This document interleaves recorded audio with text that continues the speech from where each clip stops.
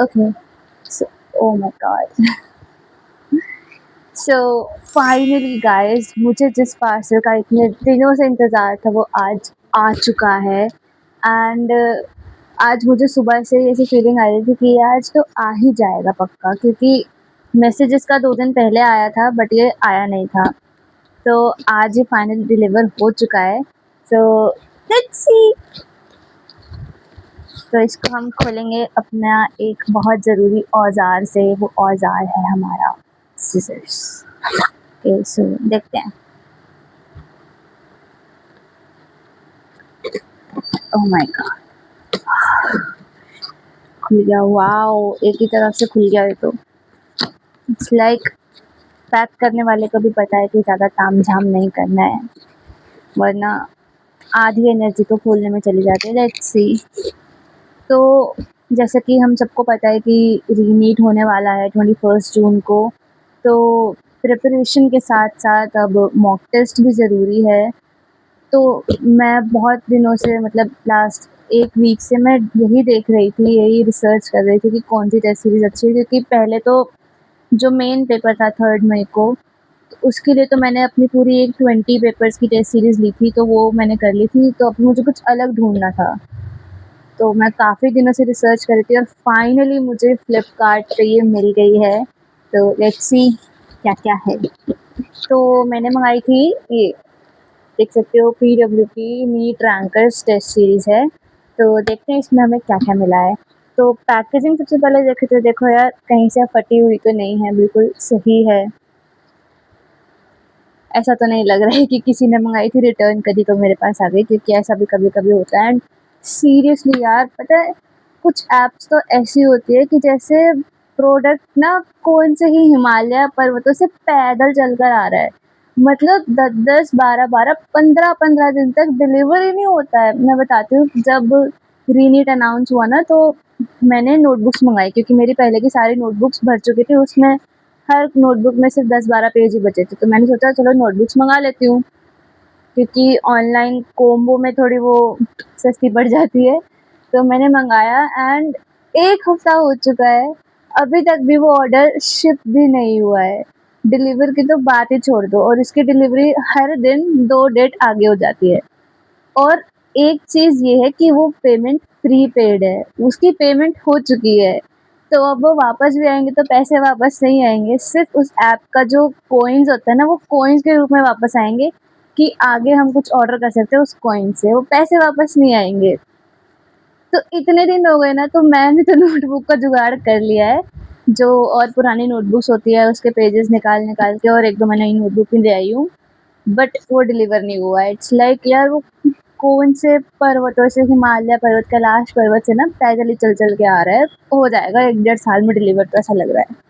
तो एनीवेज़ इसको खोलते हैं, तो देखते हैं। Let's see. मैं काफ़ी दिनों से रिसर्च कर रही थी, और मैंने पहले भी जो पीडब्ल्यू रैंकर्स की टेस्ट सीरीज़ है, वो लास्ट ईयर की मैंने सॉल्व करी हुई है। बट ये आप देख सकते हो 2026 के लिए है, उल्टा दिख रहा हो आपको इसमें। तो ये मैंने इसलिए मँगाई क्योंकि 25 का पेपर तो यार देखो, सबको पता है कितना अच्छा था, कितना प्यारा-सा पेपर था हमारा, सुंदर सलोना सा। तो वो पेपर तो सबने देखा है। अब ये जो 2026 के लिए जो टेस्ट सीरीज़ बनाई गई है, तो ये मुझे लगता है कि एक हायर लेवल अप क्वेश्चंस इसमें होंगे। तो प्रिपरेशन उसी तरीके से होगी, क्योंकि देखो ये तो हिस्ट्री रही है कि जब-जब पेपर लीक हुआ है, तब-तब पेपर मुश्किल आया है रीनीट वाला। जैसे 16 का पेपर भी हम सबको पता है, तो जब 2016 में रीनीट हुआ था, तो पेपर पता है सबको कितना अच्छा आया था। और अभी 2025 का पेपर भी देखो कैसा आया था, क्योंकि 24 में भी इतना सब कुछ हो गया था, लीक हुआ था, बट कुछ बच्चों का ही कंडक्ट कराया गया था, 1000-1200 बच्चों का, और इतने केसेस हुए, पूरा कोर्ट केस चला इतना लंबा। तो 25 का पेपर हम सब ने देखा कैसा है, और अभी 26 में भी लीक हो गया है, दोबारा पेपर होगा तो ईज़ी तो कह नहीं सकते, और अभी प्रिडिक्ट भी नहीं कर सकते, क्या पता क्या हो। तो इसीलिए मैंने सोचा कि थोड़ा ना एक लेवल अप वाली सीरीज़ मँगाते हैं, तो मैंने इसके काफ़ी रिव्यूज़ पढ़े, तो इसके रिव्यूज़ भी ऐसे ही थे कि अच्छे हैं पेपर, तो बाकी तो सॉल्व करने के बाद पता चलेगा। देख के ऐसा लग रहा है इसे कि डर भी लग रहा है, एक्साइटमेंट भी है, मोटिवेशन भी है, बट देखो करना तो पड़ेगा। जो हम उस पेपर में करके आ गए, अब वो तो काउंट होना नहीं है, काउंट तो ये रीनीट वाला ही होगा ना, तो करना तो पड़ेगा। देखो चाहे खुशी से करो, चाहे रो के करो, कैसे भी करो। एनीवेज़ चलो इसको खोलते हैं अब। एक तो मैं बताऊँ, मैं भाई पार्सल तरीके से कभी नहीं खोल सकती। मैं वो वाली लड़की हूँ जो बिल्कुल लड़कों की तरह काम करती है, मतलब हर चीज़ को ऐसे बिल्कुल फाड़-फाड़ के खोल देना।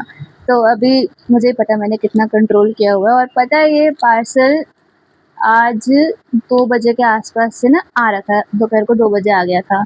तो पहले मैंने सोचा कि मैं खोल लेती हूँ, फिर मैंने सोचा कि चलो इसकी अनबॉक्सिंग वीडियो बनाते हैं, क्योंकि काफ़ी लोग होंगे जो अभी टेस्ट सीरीज़ ढूँढ रहे होंगे, या काफ़ी लोग तो ऐसे इंस्टीट्यूट में जो जाते हैं वो कर लेते हैं। मैंने ऑनलाइन प्रिपरेशन की थी, तो मैंने सोचा कि बहुत सारे बच्चे ऐसे भी होंगे जिनको टेस्ट सीरीज़ चाहिए होगी रीनीट के लिए, तो उनको भी थोड़ा आइडिया मिल जाएगा कि इस टेस्ट सीरीज़ में क्या-क्या है, उन्हें क्या-क्या मिल सकता है, क्या-क्या वो इसमें ऐसी-ऐसी चीज़ें जो उनको हेल्प कर सकती हैं। इसलिए मैंने सोचा कि चलो थोड़ी एक अपडेट भी हो जाएगी, लोगों को पता भी चल जाएगा। तो इसे खोलते हैं, ठीक है। तो देखो, सबसे पहले तो इसमें हमें मिला है टेस्ट प्लानर। टेस्ट प्लानर मिला है जिसमें सिलेबस भी लिखा हुआ है। देखो, यहाँ सिलेबस लिखा है, यहाँ अटेम्प्ट डेट लिखी है, और यहाँ पे मार्क्स लिखे हैं कि कितने मार्क्स आए हैं। ये सिलेबस लिखा है, ठीक है। 4 तो देखो इसमें पार्ट टेस्ट मिलेंगे आपको, और बाकी जो है टेस्ट नंबर 5 से टेस्ट नंबर 15 तक वो फुल सिलेबस है। तो बेसिकली आपको इसमें 15 टेस्ट पेपर मिल रहे हैं, ठीक है। और इसमें आपको रैंक प्रेडिक्टर भी मिल रहा है। देखो देखो भाई, मैंने तो पेपर देख के मँगाया था, मैंने पूरी डिस्क्रिप्शन पढ़ी भी नहीं थी कि इसमें क्या है, क्या नहीं है। मैंने देखा पेपर अच्छे मिल रहे हैं, 15 पेपर है विद ओएमआर है, तो मैंने मँगा लिया। देखो, मैं भी फर्स्ट टाइम ही देख रही थी इसमें क्या-क्या निकल रहा है। रैंक प्रेडिक्टर पूरा आप देख रहे हो, ये पूरा चार्ट के फॉर्म में ग्राफ बने हुए हैं।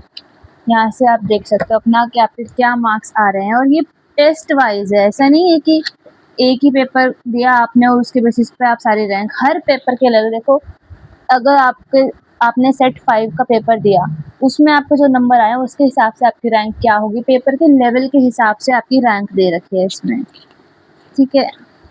और बाकी आप देख सकते हो ये रहे 15 पेपर, ये है टेस्ट नंबर 1, 2, ऐसे करके हमारे पास ये 15 पेपर हैं। और बाकी तो देखो सॉल्व करने के बाद पता चलेगा। नए पेपर की खुशबू की बात ही अलग है। बिल्कुल वो वाली फीलिंग आ रही है कि जब पहली बार पेपर देने बैठते और ओएमआर 15 ओएमआर आपको मिल जाती है इसमें।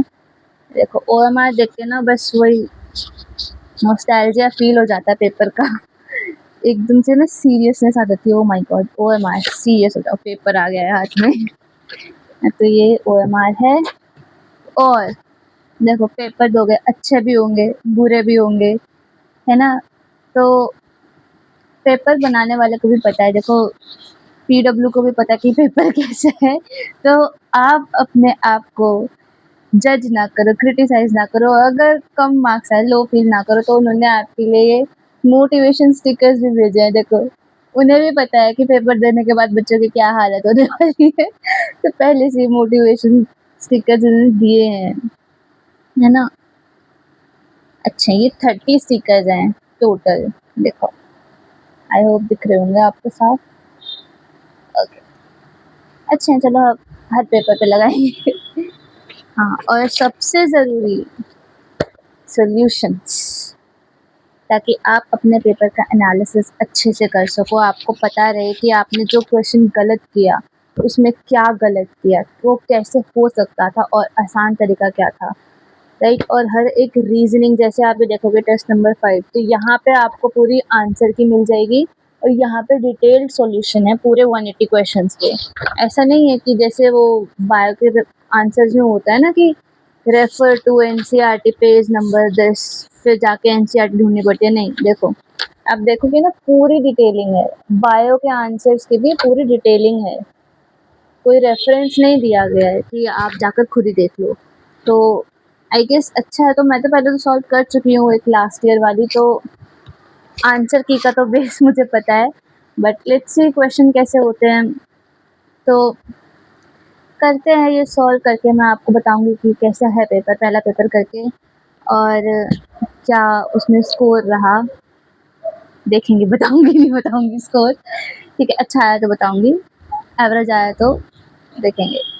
ऑलराइट, और आई वुड से कि आप लोग भी देखो, पेपर से डर तो स्टार्टिंग में सबको लगता है, लेकिन पहला पेपर करने के बाद ये रियलाइज़ हो जाता है कि हमारी क्या-क्या गलती हो रही है। फिर उसके हिसाब से हम मेहनत करते हैं, क्योंकि जब तक हमें अपनी प्रॉब्लम ही पता नहीं चलेगी, हम उसका सॉल्यूशन कैसे करेंगे, है ना? तो आपको पेपर करने चाहिए, अच्छे से पढ़ाई करो, डरने वाली कोई बात नहीं है, जो हो गया उसे बदला तो नहीं जा सकता ना। अब पास्ट में जाके ऐसा तो नहीं कर सकते ना कि एनटीए से बोलो पेपर क्यों कैंसिल किया, कैंसिल नहीं होता तो कट ऑफ इतनी जाती कि नंबर लाने वाले को भी एडमिशन नहीं मिलता, तो कोई फ़ायदा तब भी नहीं था, बल्कि अभी तो आपको सेकंड चांस मिला है, राइट? जिसके 650 थे, आई डोंट थिंक, हाँ ठीक है, बुरा तो लगता ही है, इतनी मेहनत करी है, अभी अनसर्टेनिटी है, लेकिन 650 वाले को एम करना चाहिए ना कि वो 700 मार्क्स लेकर आए, 720 मार्क्स लेकर आए। जिनके बॉर्डर लाइन पे थे, उनको कोशिश करनी चाहिए कि उनके 650 मार्क्स आ जाएँ, उनको बहुत अच्छा पेपर हो। अभी बाकी कट ऑफ तो देखो पेपर के लेवल पे डिपेंड करती है, बट हमें अपना बेस्ट देना है। तो मैं तो देखो ये पूरा पेपर, 15 पेपर अपना पूरा शेड्यूल बनाऊँगी, कैसे-कैसे सॉल्व करना है, और बाकी तो देखो कुछ प्लान्स हम एआई से भी बनवाते हैं। तो मैं तो यही कहती हूँ कि आप एआई भी जब भी यूज़ करते हो ना, ऐसा नहीं है कि एआई में बस टाइम पास कर रहे हो, बेकार की बातें किए जा रहे हो चैट जीपीटी से। नहीं, एआई हमारे यूज़ के लिए बना है, हमें बिगाड़ने के लिए नहीं बना है ना? तो उसको अपने काम में यूज़ करो। जैसे कोई प्लानर आपको चाहिए, आप अपना शेड्यूल बता सकते हो, अपनी प्रेफ़रेंस बता सकते हो, आपको प्लानर दे देगा। तो ऐसे मैंने काफ़ी अपने प्लानर्स बनाए हैं और फ़ॉलो भी किए हैं, जो कि अच्छे रहते हैं। उसमें बाकी आप अपने तरीके से थोड़ा बहुत मॉडिफ़िकेशन कर सकते हो। So anyways, that was it, and अगर वीडियो अच्छी लगी हो तो लाइक एंड शेयर करना, चैनल को सब्सक्राइब करना मत भूलना प्लीज़, ठीक है? चैनल को सब्सक्राइब कर लेना, क्योंकि इसका रीज़न है, हम नीट एस्पिरेंट्स के पास या कोई भी कॉम्पिटिटिव एग्ज़ाम जो बच्चा प्रिपेयर कर रहा है एग्ज़ाम के लिए, तो हम देखो मेजरली हम सारे बच्चे ना अकेले ही रह जाते हैं, राइट? क्योंकि और किसी फ़ील्ड में अगर हम कहें तो इतना ज़्यादा प्रेशर ऐसा नहीं होता है। ऑब्वियसली प्रेशर हर फ़ील्ड में होता है, लेकिन एक लेवल होता है ना, कंपैरिज़न होता है, रिलेटिविटी में अगर हम देखें तो कॉम्पिटिटिव एग्ज़ाम वाला बच्चा ज़्यादातर अकेला ही रह जाता है, तो उसके पास अपने थॉट्स शेयर करने के लिए कोई होता नहीं है। देखो होता नहीं है कोई होता नहीं है। तो यहाँ पे आप अपने थॉट्स शेयर कर सकते हो, मुझे जो फ़ील होता है वो मैं बोल देती हूँ, जो आपको फ़ील होता है वो आप बोलो। अपना ना ये डिप्रेशन में मत जाना बिल्कुल भी, क्योंकि ऐसा नहीं है कि अरे रीनीट हो गया मेरा, नहीं हुआ तो क्या होगा, ये नहीं हुआ तो क्या होगा, ऐसा हो गया तो वैसा हो गया तो पेपर अच्छा नहीं हुआ तो मुश्किल आ गया, तो इतना मत सोचो।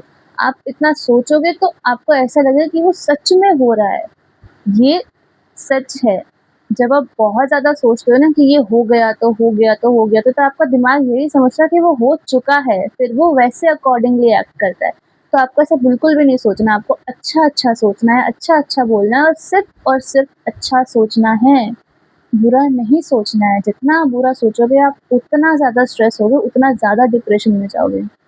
इसीलिए आप अपने थॉट्स यहाँ कमेंट में भी शेयर कर सकते हो। मैं कोशिश करूँगी कि मैं सबको रिप्लाई करूँ, जितना मैं कर पाऊँ, है ना? और लाइक एंड शेयर कर देना। स्टे हैप्पी, पढ़ते रहो, एंड पेपर के लिए विश मी लक कि मैं अच्छे से कर सकूँ, और आपको भी बेस्ट ऑफ लक, आप भी बहुत अच्छे से पढ़ो, ठीक है? बाय।